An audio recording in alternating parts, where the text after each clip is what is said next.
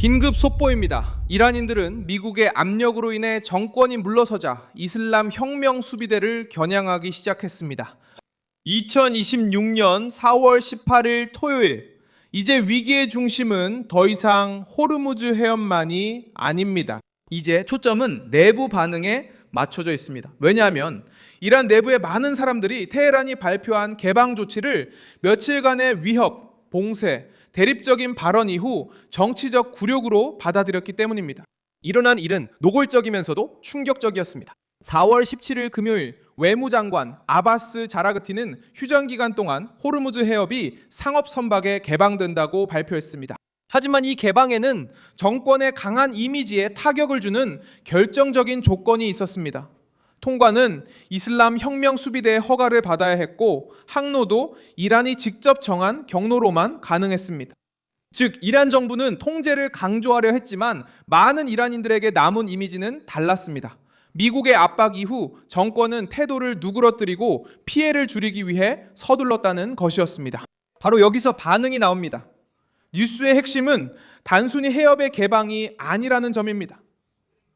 핵심은 이런 후퇴 이후 분노가 이슬람 혁명 수비대에게 쏟아지기 시작했다는 점입니다. 이들은 수년간 체제에서 가장 강경하고 가장 두려움받으며 가장 결정적인 존재로 여겨져 왔습니다. 정권이 전 세계를 위협하고 저항을 말하다가 압력에 굴복해 후퇴하면 비난의 화살이 다른 곳으로 향하게 됩니다. 이란 내부에서 커져가는 질문은 간단합니다. 혁명 수비대가 약속했던 그 모든 힘은 다 어디로 간 것인가요? 이 균열은 심지어 정권의 공식 기구에서도 드러났습니다. 이란 인터내셔널은 국영 언론이 아라그치와 협상팀을 드물게 강하게 비판했다고 보도했습니다. 호르무즈에 관한 메시지가 혼란을 일으켰고 도널드 트럼프에게 승리자로 포즈를 취할 여지를 줬다고 했습니다. 체제와 연관된 진영 자체가 충돌할 때 정치적 피해는 이미 발생한 것입니다. 이 충격을 가장 먼저 느끼는 사람들은 항상 정권의 가장 공격적인 담론을 받아들였던 계층입니다. SNS에 퍼진 자료에서는 분노, 굴욕, 항복감이 뒤섞인 반응이 나왔고 미국과의 충돌 직후 호르무즈 해협을 개방한 것에 대한 비판도 있었습니다. 이러한 분위기는 뉴스 보도에서도 드러났습니다. 불만은 정권의 반대자들에게만 국한되지 않았습니다.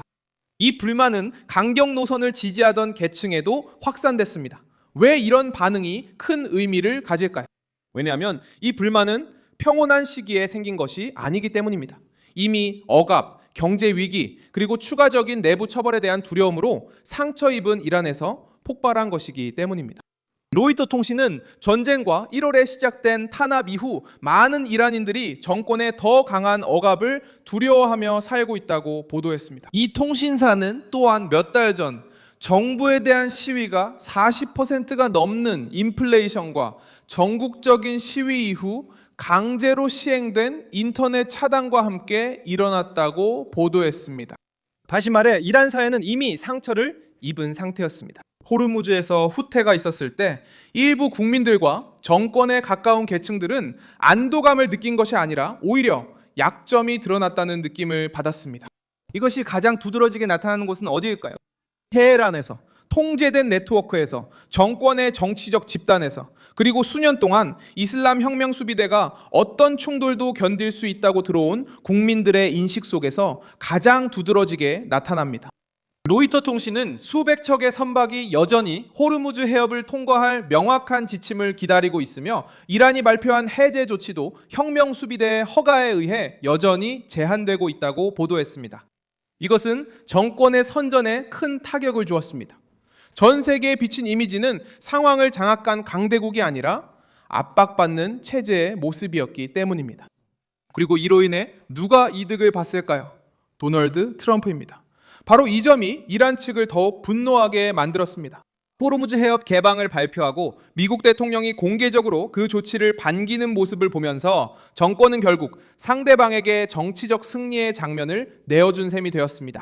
이란 국영 언론은 바로 이 점을 불평했습니다. 그 발표로 인해 트럼프가 이야기의 중심에 설 수 있게 된 것입니다. 항상 미국에 대한 공개적인 보전을 내세우려 했던 체제에게 이런 결과는 치욕적인 패배처럼 들립니다. 그리고 치욕적인 패배가 드러날 때마다 그 대가는 거의 항상 먼저 이슬람 혁명 수비대가 치르게 됩니다. 왜냐하면 그들이 바로 이 프로젝트의 무장된 얼굴이기 때문입니다. 결국 핵심 뉴스는 이것입니다. 이란인들이 이슬람 혁명 수비대에 등을 돌리고 있습니다. 왜냐하면 정권이 강대국으로서 위협을 가했기 때문입니다.